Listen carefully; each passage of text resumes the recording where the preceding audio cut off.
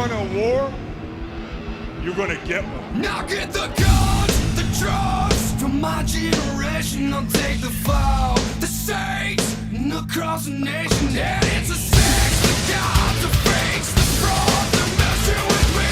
Come on, come on, come on, let's get it out. Move to the music, play that fucking music. Live through my music, yeah.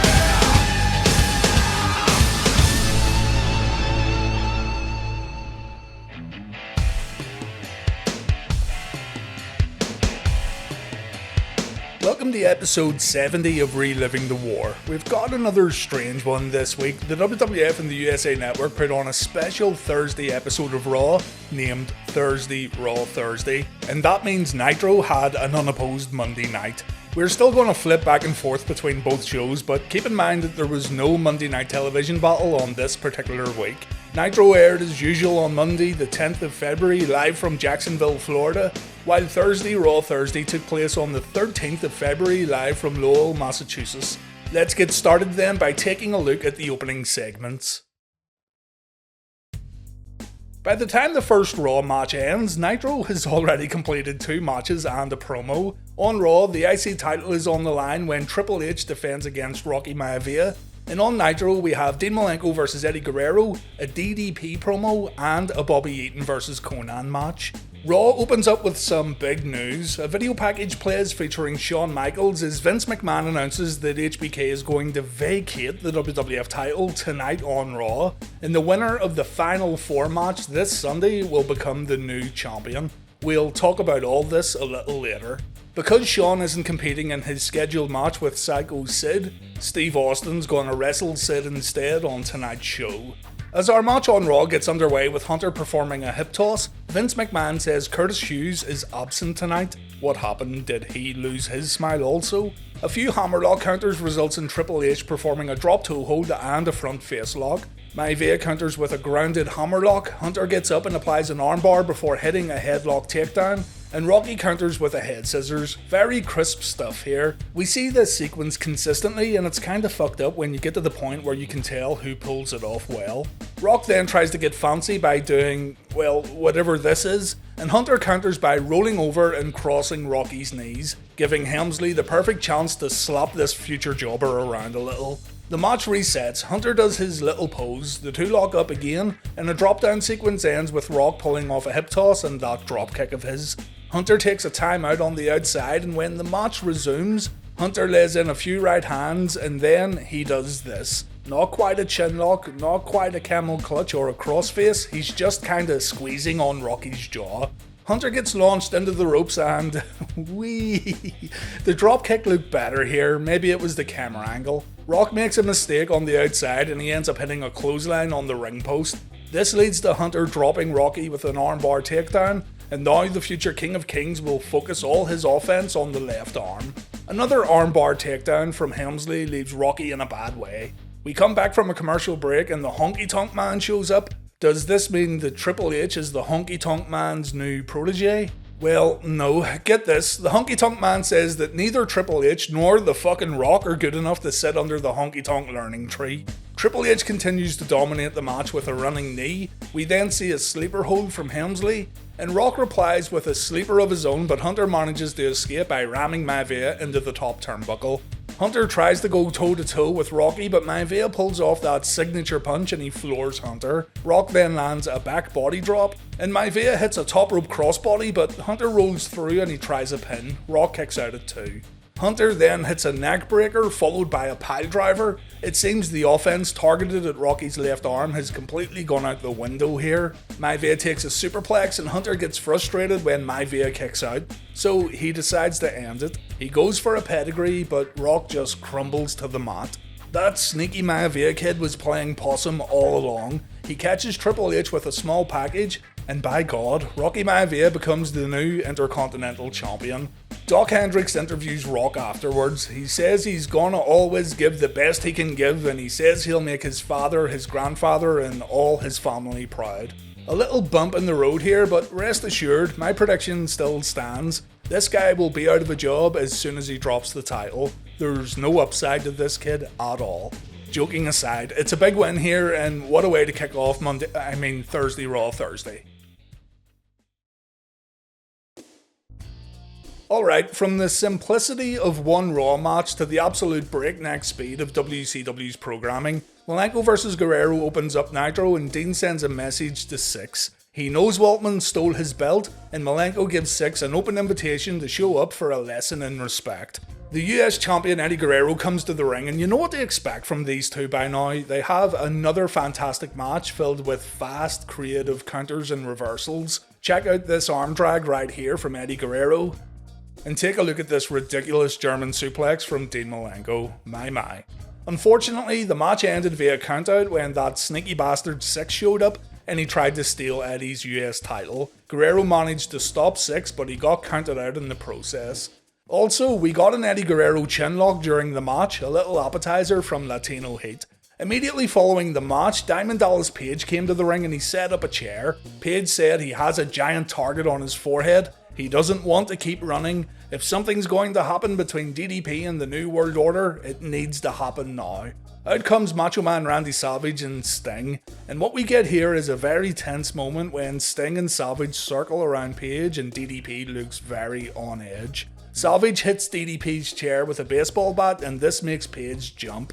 Sting then takes the bat and he pushes DDP into the corner, and just listen to this crowd. He is standing in the ring. He is very unsure. That's absolutely incredible. Sting gives Page the bat, both Savage and Sting turn their backs and give DDP a free shot, but Page doesn't take it. Sting and Savage leave the ring as Page looks on. It looks like Diamond Dallas Page just got into Savage and Sting's good books, but we'll have to wait and see how this plays out. A big shout out to the Jacksonville audience here though, who made this bit extra exciting. Konnan vs Bobby Eaton is our next match on Nitro, and this was a short one. Konnan started things off with multiple dropkicks, but Eaton manages to reply with a few right hands. The back and forth action continued with Konnan coming back with a low dropkick, and Eaton again trying to bring his opponent down with strikes, but the match comes to a swift end when Konnan hits his cradle DDT. Eaton really didn't have a chance here in terms of how this match was laid out. We get a promo video for In Your House Final 4, and I will be covering this pay-per-view later in the week. I made a video previously about the Final 4 main event match, and I already talked about the match in detail in that video. The previous video only looked at the Final 4 match, though the Reliving the War upload will look at every match on the pay-per-view, and as always, you can watch it early over on Patreon. So, we have Lex Luger vs Ron Powers next on Nitro, while the WWF presents the Headbangers vs Aldo Montoya and Bob Holly. I asked you guys to come up with a name for this illustrious tag team of Holly and Montoya, and what have we got here? We've got the bombastic jockstraps, the checkered jockstraps, the mid-card express, hardcore Men-O-War, the Portuguese Bobo-War, the Smile Stealers, credibly hardcore, the Curtain Twitchers, Juan Pablo Montoya in NASCAR, Justin Casey's, hardly credible, Nitro Commercial Break Dream Team, Pin and Pay, Justin Catering, the incredible butt plugs, the new rockers, Manocar, One Thursday Only, Mask and Mullet, Xbox Bag Carriers, thrown together, and we also had Just Not Incredible. Fucking great job, guys. Oh, Sunny was the ring announcer for this match too, by the way. Her days of managing seem to be completely over. The Headbangers then making their Raw debuts here, and these guys seem to have fans split. Some like them and some don't. I think they're pretty good and a nice addition to the WWF's tag team division. God knows they needed it. Hence we have Just Not Incredible on the opposite side of the ring. The commentary team talked about Shawn Michaels throughout this whole matchup, and Jerry Lawler even said that he feels bad for Michaels, very out of character for the King in 1997. Vince banged on about whether you like Shawn or not, he gives you his all in the ring and all that stuff, and honestly, it puts a real downer on what's going on inside the ring. The whole match commentary is nothing but HBK talk, and yeah, it's important, but the guy's gonna come out next to talk about the whole thing. Anyway, the Headbangers work better as a team here. Mosh and Thrasher had quite a few double team moves, whereas Xbox Bag Carriers had practically none. The Headbangers got the win after performing the stage dive, which looks absolutely fantastic, by the way.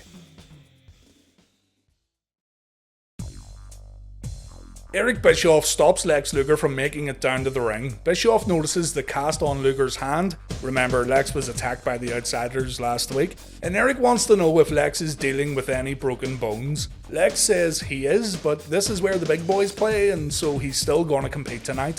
Bischoff says, haha, no you're not. Unless Luger has a doctor's release, he won't be competing tonight on Nitro. What a great heel move this was, by the way, robbing fans of the total package. Eric says Luger needs a release not only to wrestle tonight, but he also needs a doctor's note to compete at Superbrawl. He and the Giant are scheduled to take on the Outsiders. So Lex gets sent away, and as Eric Bischoff begins talking about looking after the well-being of WCW superstars, out comes the Giant. The Giant sends Eric away, and our match gets changed to Giant versus Ron Powers, and you can pretty much guess what happens next. Ron gets completely destroyed by the big man, and the match ends with a chokeslam. No point going into details here. Mike Tenay interviews the Giant, and Mike wants to know how Giant plans on dealing with Hall and Nash at Superbrawl if Lex Luger can't compete. And the Giant says the Outsiders aren't dealing with an ordinary man, they're dealing with a real fire-breathing giant. Giant says he won't get another partner, Lex Luger is his partner. Lex trusted the Giant when no one else would. Luger comes back out to the ring, and the Giant wants to know if there's anything stopping Luger from going after the tag team belts. Lex says no there isn't. I think that cast you're rocking says otherwise, Lex, but anyway, Giant says if he has to compete in a 2-on-1 match at Superbrawl, he'll still win the tag team titles, and the Giant also says that he'll give one of those title belts to Lex Luger. After the promo, we see Nash, Hall and Big Bubba arriving at the arena. The Outsiders are in their wrestling gear, and Big Bubba announces that he wants to get his hands on Dallas Page. By the time Shawn Michaels gets done with his announcement, Nitro gets through another 2 matches and a commentary desk takeover. We have Rick and Scott Steiner versus High Voltage and the Outsiders versus the Extreme again. So HBK then, Shawn. I went into this whole thing in depth in a previous video, but in short, Shawn has decided to forfeit the WWF Championship due to a knee injury. Not only that, but Shawn famously says that he lost his smile and he needs to go back and find it. It's an incredible turn of events really. HBK was talking about being bad to stay at the top just last week, and now he lost his smile like a set of fucking car keys and he needs to find it post haste. Joking aside, the news does upset some fans in attendance, and you can't overlook that Michaels was one of the WWF's best performers at this time. Losing a big name in the Monday Night War is tough, and as much as we have fun at HBK's expense sometimes, he did always deliver in the ring. That being said, he looked rough at Survivor Series. He was a mess the night after In Your House It's Time, and also, he looked far past fucked at the Albany, New York Raw tapings. Royal Rumble 1997 also featured HBK with a flu, so you can just see that the guy was on a downward spiral. HBK saying he lost his smile became the subject of ridicule, and maybe deservedly so. And what many take away from this promo is, at the very core of it all, this was Shawn Michaels refusing to wrestle Bret Hart at WrestleMania 13, and this was all a big load of bullshit to avoid dropping the title. After rewatching all these episodes of Raw for this series, you couldn't convince me that Hart vs Michaels wasn't the plan for Mania, but that potential match is now out the window. Some good stuff does come from Shawn forfeiting the title though. The Final 4 match is now a WWF Championship match, and Bret would end up having an all-time classic WrestleMania match with a completely different opponent. In a way, Shawn vacating the title here was maybe a good thing. HBK gets emotional when he talks about not doing things half-assed. Shawn says he wanted fans to feel like they got their money's worth when they watched him inside the ring. Shawn announces that he may be past reconstructive knee surgery at this point. Yeah. So if he can't perform the way he used to, then he won't wrestle again. So it's bye-bye Shawn Michaels for now. HBK hands over the belt, there's tears in the ring. Shawn hugs Vince McMahon. Vince McMahon says he's waited for this all his life. And the WWF will now have to go in a new direction in the run-up to WrestleMania 13. Unfortunately, Shawn didn't resolve any of his issues when he went home, but when he does eventually get back in the ring, he again continues to put on incredible matches. But right now, the WWF just lost one of their franchise players. We never did get to find out where Shawn's smile was hiding, by the way. That mystery remains unsolved.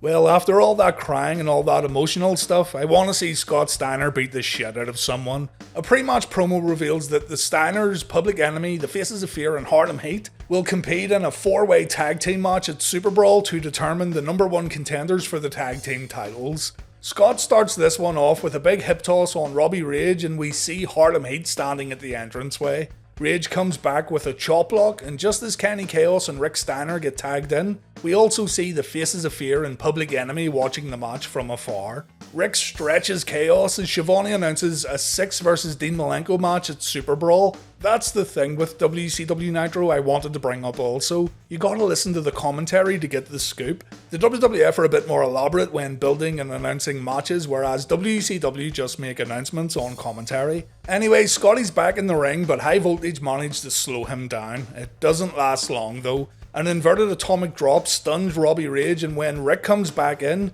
he catches Rage out of a vaulting somersault and he nails a powerbomb. Awesome work here by both men.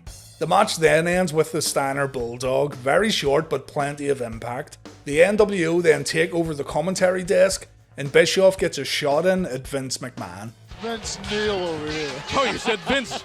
I started to get sick. I wasn't sure what you were going to say. Randy Anderson wanted to talk to Eric Bischoff, and so out comes Randy with his 2 children and his wife. Randy has brought the family out in order to tug at Eric's heartstrings, and hopefully Eric will notice he made a mistake and Randy can have his job back. Eric reconsiders his decision for a moment, and maybe Bischoff was a little hasty, so Eric wants to know the names of Randy's kids. Randy says this is Little Montana and Little Chase. Eric tells the kids to come a little closer, and Eric tells Chase and Montana to tell their daddy that he's still fired. Absolutely fucking brutal. Montana says, please Mr. Bischoff, but Eric says no. The kids have to tell their father that he still hasn't got a job. Bischoff gives Anderson a chance though. Next week on Nitro, if he can beat Nick Patrick in a match, then Randy can have his job back. Randy's wife doesn't want it to happen, but Randy says he's wrestled cancer and he'll wrestle Patrick next week. Good stuff here, Bischoff being an absolute ultra heel tonight. The Outsiders then leave commentary to wrestle the Extreme once again, and it's a complete joke of a match. Hall and Nash were about to perform their finishers, but they decided to perform the Torture Rack and the Chokeslam instead. After winning the match, the Outsiders get interviewed by Six, and they take the time to make fun of their upcoming Superbrawl opponents.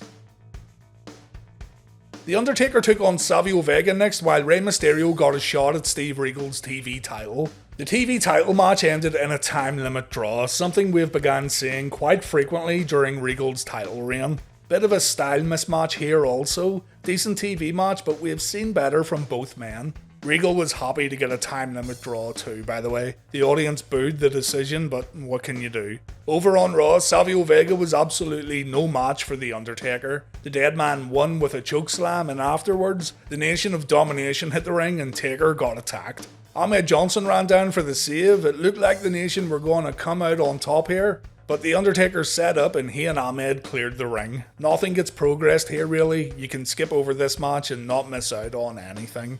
I do want to talk about the next Raw match though, Stone Cold Steve Austin versus Psycho Sid. And on Nitro we have the Taskmaster versus Maverick Wild. We also have a Taskmaster promo, for fuck's sake. And Alex Wright is going to battle Hugh Morris. Want to get the Nitro stuff out of the way first? Alright, let's do it. It's announced that Chris Benoit will face Sullivan once again on pay-per-view. At Superbrawl, Woman and Jacqueline will get tied together or strapped together, while Sullivan and Benoit go to war one more time. So, who is this Maverick Wild? He looks wild, that's for sure. From what I very quickly gathered, he was a mainstay of the New England independent scene. He had a brief WWF stint, but what I find more fascinating is the fact that Maverick went from this to this. Amazing what can happen when you get rid of a shit haircut.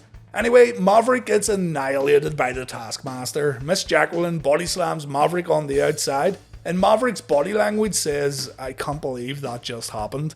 And Kevin Sullivan picks up the win with his little bunny hop. Promo time with Kevin Sullivan next, and first off, the camera stays zoomed in so much that we can see right up Sullivan's nose. Nice. Kevin then cuts a work shoot promo here where he says he had a phone call with Paul E. We assume that's Paul Heyman because who else calls themselves Paul E?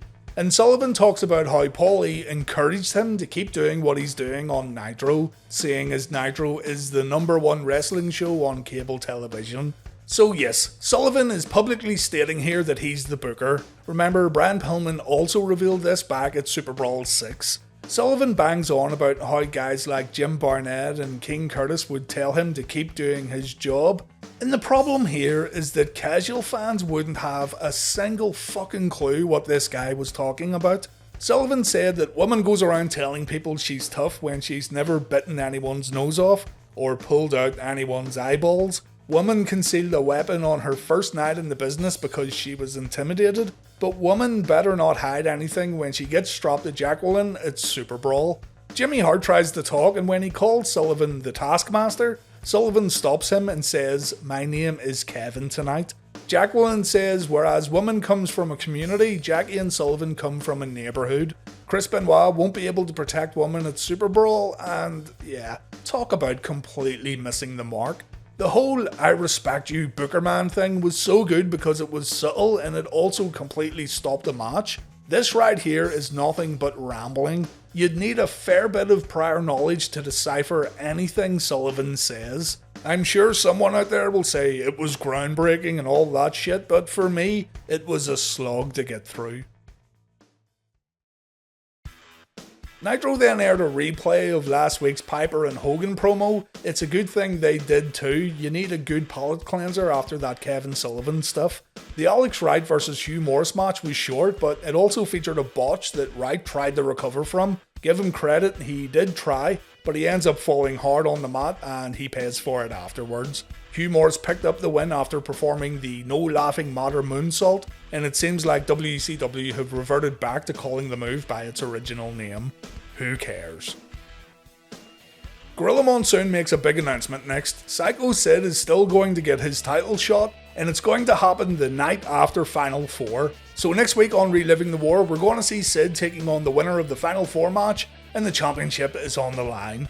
Our competitors make their way down to the ring, and Steve Austin decides to attack Sid before the opening bell. A wild fist fight breaks out between Sid and Stone Cold, and it looks like our match is going to end early when Sid goes for a choke slam, but Austin gets out by hitting a low blow. Stone Cold mocks Sid in the corner afterwards, and the crowd goes insane for the rattlesnake. Stone Cold's blue knee support is also kinda distracting, isn't it?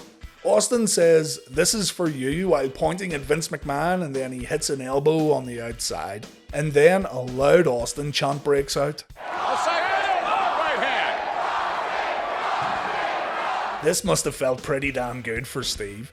Sid gets rammed into the ring post, and back inside the ring, the big man takes a back elbow. Austin then cheats while applying an abdominal stretch, but Sid gets out and Stone Cold gets locked in a sleeper. Austin counters with a jawbreaker. After kicking out of a pin attempt, Sid finds himself in a reverse headlock, but when the two men get back to their feet, Sid throws a few of those big clubbing blows that I absolutely love to see, and Austin gets his head slammed on the mat. Sid then misses a leg drop, and this gives Austin the opportunity to try and lock in a sharpshooter, but Sid kicks Stone Cold away. Austin takes 2 hard clotheslines followed by a big boot. Some good snug work in the ring right about now.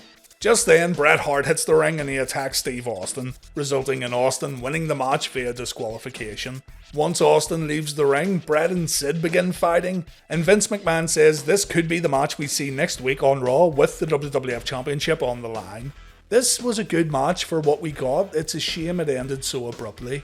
Vader then stumbled through a backstage promo where he asked Vince McMahon about all the men he's beaten in the past 6 weeks. I think Vader may have forgotten some of these names himself, but anyway, Vader wanted to know if anyone else has been more dominant over these past few weeks. McMahon can't give an answer. Next we have some tag team matches. Mongo and Benoit versus Jarrett and Chavo Guerrero. It's a bit random. And over on Raw we have Owen and Bulldog versus Crush and Farouk.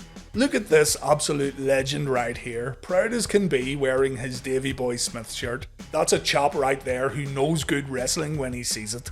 Owen and Crush started the action off, and Owen looked great by the way. The King of Hearts was on fire at the beginning of the match.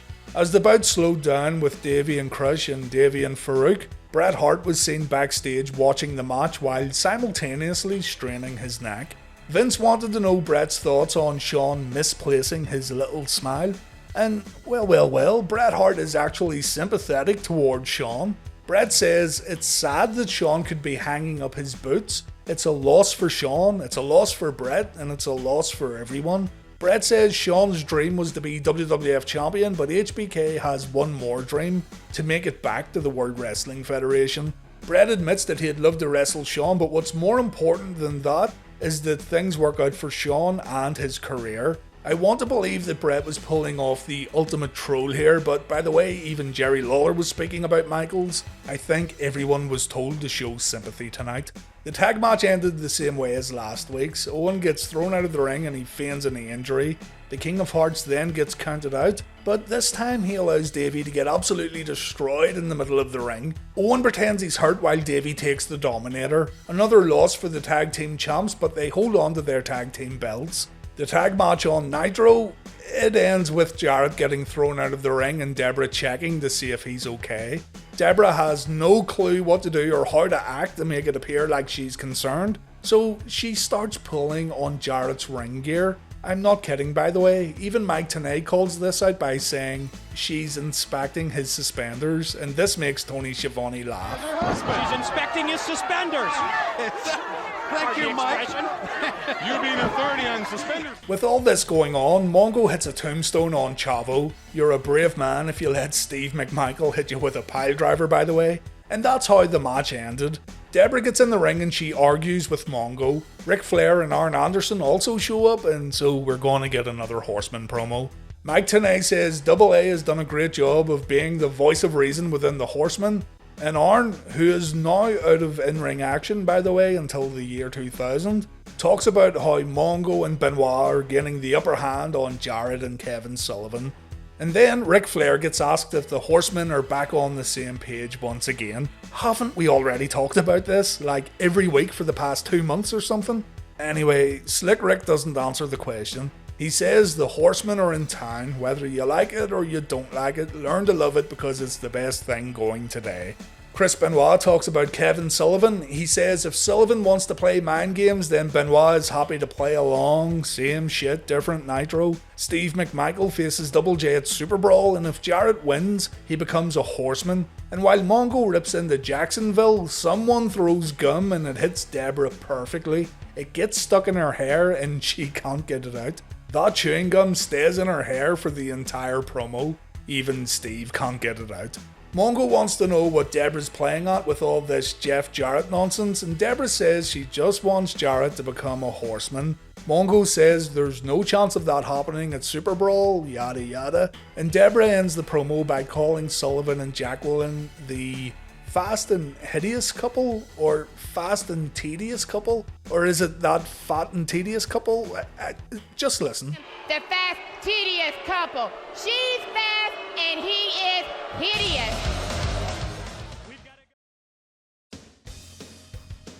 Well, we have reached our final segment and I've already decided. Raw wins this week's Reliving the War. It's just been a better show and I've wanted to stick with the WWF while going back and forth here. Bret Hart vs Vader ends Thursday Raw Thursday while a Roddy Piper promo closes Monday Nitro. So, the final Raw match before the Final Four, and it features two of the competitors. The Undertaker shows up after the entrances and he says there seems to be a problem with respect recently in the World Wrestling Federation because the Phenom isn't getting any. At Final Four later in the week, Hart, Vader and Austin will have to look into the eyes of the Reaper and all three men will rest in peace. Bret gets wailed by Vader, he was too distracted by the Undertaker, and the Hitman gets thrown out of the ring just before we go to commercials. We come back and we see footage of Steve Austin attacking Bret during the break, so the Hitman is at a disadvantage here. Vader maintains control inside the ropes, he gets vicious in the corner and Bret takes an absolute beating as the ref tries to bring a bit of order to the matchup. Hart takes a hard clothesline and it looks like this one is pretty much done with. But then Bret counters an aerial attack with a power slam. Very unusual seeing Bret perform this move, but it looked awesome. With this move, Bret is able to take control. We see the side Russian leg sweep. Bret shows off his strength again by body slamming Vader, but Bret ends up getting pushed into the corner after trying to apply a sharpshooter. Bret gets up and he performs a side suplex on Vader. He then pulls off his second rope elbow drop. and to set up the sharpshooter, Bret uses Vader's own momentum against him. This was pretty unique too. Bret locks in his finisher, but Vader makes it to the ropes. Steve Austin appears in the upper level of the Lowell Memorial Auditorium, and he distracts the Hitman, leading to Vader taking advantage as expected. Vader goes for the Vader Bomb. Austin challenges Vader to go all the way up, and so Vader tries a moonsault, but Bret moves out of the way. The Hitman then pins Vader, and Bret Hart wins the main event of Monday Night Raw. Steve Austin threatens to go down to the ring, but Pat Patterson and some officials hold him back, and this is how Raw went off the air. A good end to the show. The Bret vs Vader match was a lot shorter than their previous Raw match, but I thought it was better. Roddy Piper accepted the Superbrawl match with Hogan last week on Nitro, so let's see what he has to say this week. Hulk Hogan appears via satellite. He's filming his next movie apparently, and Piper says this is all too much. He saw what happened to Randy Anderson and his kids, and it made Piper think about his own family. He only appeared on Nitro to fight with Hogan, and now it appears Hogan is hiding on a film set. Piper said he made a promise to his family that he wouldn't wrestle anymore, but then this, quote, bald-headed geek Hogan had to show up with the NWO, and Piper was forced to break his promise. When young Colt told his dad to go get him, that gave Piper a license to kill, and Hulk Hogan is the target. Hulk says Piper probably showed his son the doctored Starrcade footage, and the Hulkster says he used this to convince his son that Hogan was beatable. And Hogan wonders how Piper explained to his son why he attacked Hogan and Bischoff from behind last week on Nitro. Hogan says at the Cow Palace at Superbrawl, Piper won't be able to hide behind any of his 6 kids, and this makes Piper completely lose it. He tells Hogan to shut up, he calls himself the Icon, and he says in the O.J. Simpson trial, some people said Simpson was guilty and some people said he wasn't. At Superbrawl, people will say Piper was guilty and Hulk Hogan is finished. That's how Nitro ended. Piper goes all cross-eyed at the entranceway as the show fades to black. Good promo, by the way. Piper is very, very believable, and Hogan was good here too, even if he was on a film set. The Piper promo couldn't save Nitro this week. Raw wins episode 70 of Reliving the War, meaning our overall scores are 25 points to Raw, 35 points to Nitro, and we've had 10 ties. Nitro won in the TV ratings with a 3.8, while Raw scored a 2.3. Keep in mind that these shows were on different nights. It's a strong number for WCW Nitro, but the last time they were unopposed, they racked up 4.2 and 4.3 ratings. So, I hope you join me later in the week to check out the In Your House Final 4 review. That video should be up on Sunday, all being well. On episode 71 of Reliving the War, we'll see Psycho Sid get his WWF title shot, and we're going to witness the title picture getting thrown into even more turmoil. Over on Nitro, we get Kevin Sullivan promos, we got Four Horsemen promos, and we get Roddy Piper locked up in Alcatraz. Thanks for watching Reliving the War, guys, and I'll see you all this Sunday.